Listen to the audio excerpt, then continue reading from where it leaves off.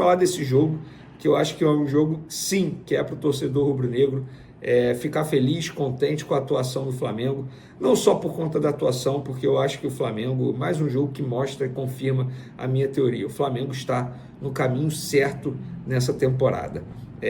Vamos por parte, beleza? Primeiro tempo do Flamengo foi um primeiro tempo, digamos, me lembrou muito Tite, cara, pragmático demais, jogando muito pelo centro, utilizando pouco as pontas. Então o Flamengo não fez um bom primeiro tempo, mas mesmo assim comandou a partida. O Arrascaeta apagado, o Cebolinha apagado, e aí veio o segundo tempo. E o Felipe Luiz ele não fez nenhuma alteração na equipe para o segundo tempo. Foram as mesmas peças, só que ele fez alterações táticas. E o Flamengo começou a utilizar mais as pontas. O que aconteceu? O Flamengo, enfim, abriu a porteira, fez 1, 2, 3, 4, 5. Só que o primeiro foi marcado ainda no primeiro tempo, no finalzinho, tá? Pelo Juninho, que fez o seu primeiro gol com a camisa do Flamengo.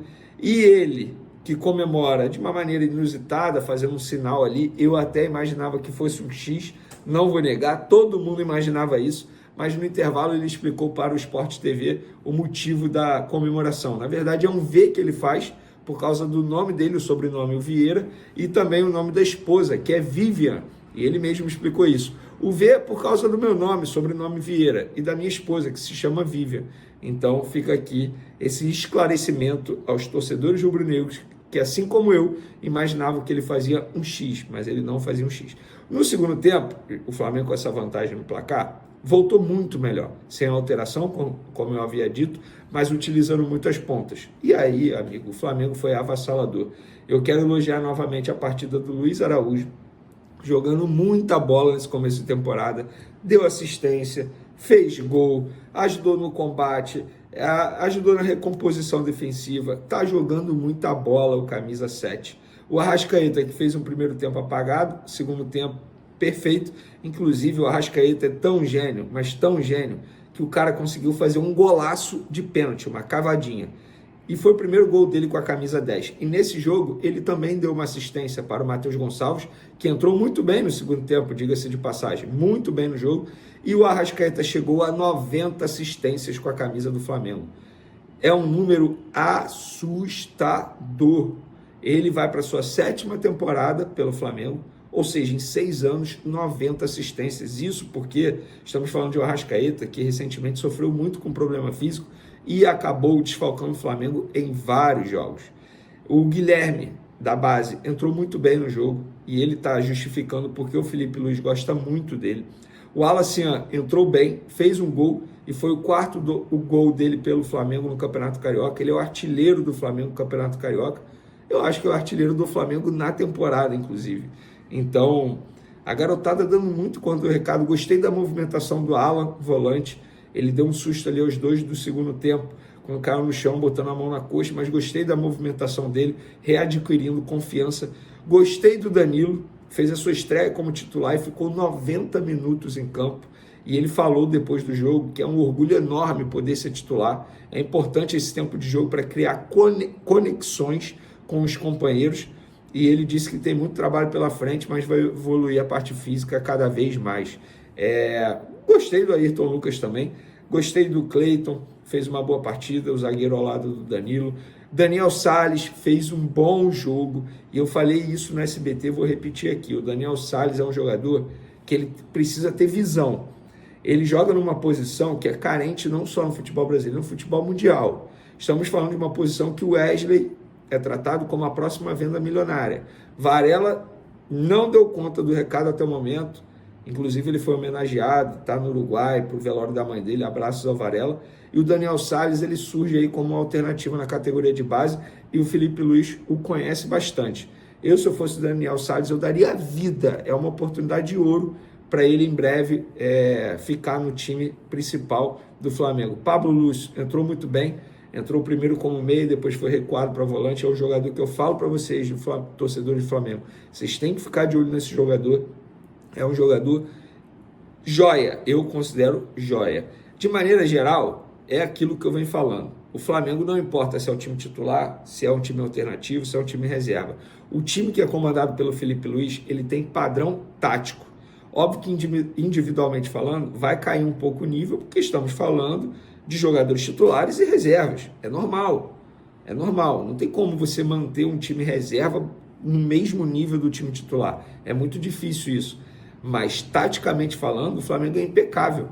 Faz a mesma coisa como se fosse o time titular. E isso é retrato e é fruto de um grande trabalho do técnico Felipe Luiz. Teve a imagem, depois do 5º gol do Flamengo, do Alan assim, ele batendo palma, a carinha dele todo feliz, orgulhoso do que ele está vendo em campo. Esse é o sentimento atualmente do torcedor rubro-negro.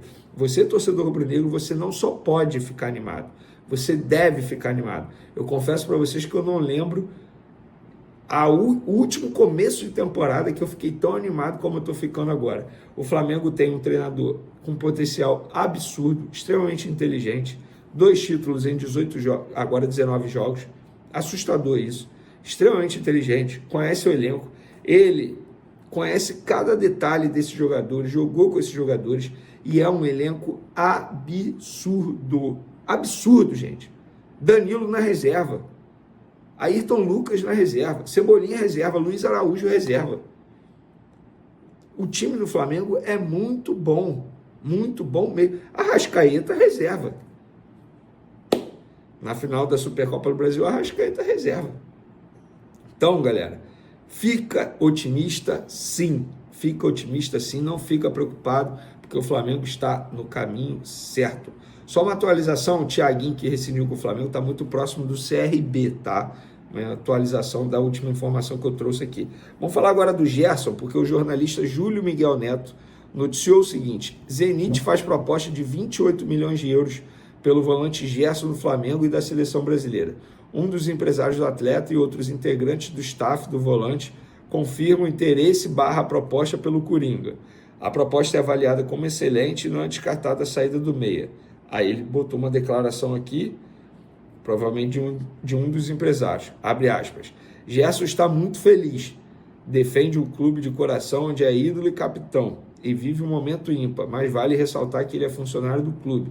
Mas, de fato, a proposta é excelente e agrada muito. Gente, 28 milhões de euros hoje dá 173 milhões de reais.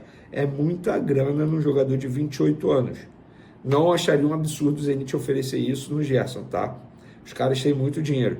Eu, no lugar do Gerson, não iria me esconder na Rússia. O cara é ídolo aqui no Flamengo, capitão, jogando muita bola, seleção brasileira.